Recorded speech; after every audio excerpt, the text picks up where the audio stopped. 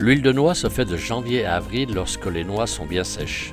Elles sont récoltées à l'automne et mises à sécher dans les greniers et les granges à l'abri de l'humidité. Mais avant de faire l'huile, il faut encore énoiser ou énoisiller pour en extraire les cerneaux. Une fois les cerneaux mis à nu, on les amène au moulin. Il faut environ 6 kg de noix pour faire 2 kg de cerneaux pour 1 litre d'huile.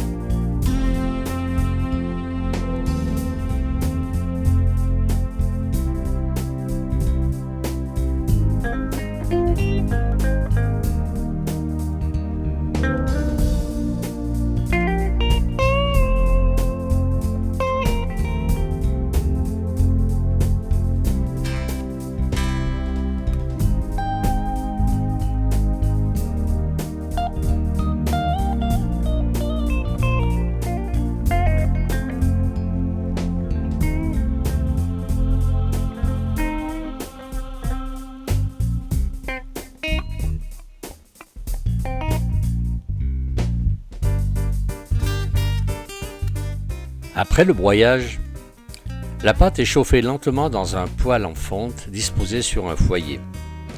La poêle est munie d'un brasseur à ailettes qui empêche la pâte d'adhérer au fond et rend la température homogène.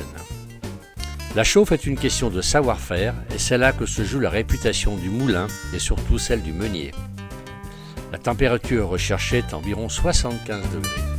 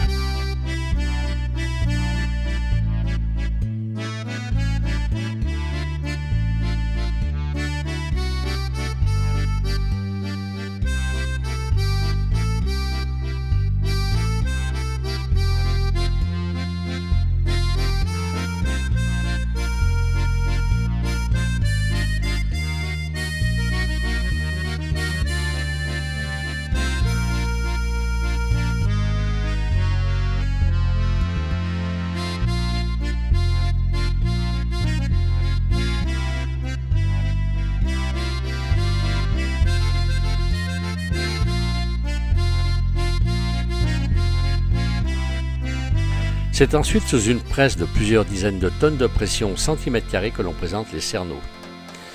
Cette presse exerce une pression régulière et progressive pendant un cycle d'environ 20 minutes. À la fin du pressage, le reste de noix déshydratée de son huile est sorti de la presse. C'est ce que l'on appelle le tourteau de noix ou farine de noix. Le tourteau de noix est surtout utilisé en pâtisserie. Réduit en farine avec un moulin à meule de pierre, puis tamisé.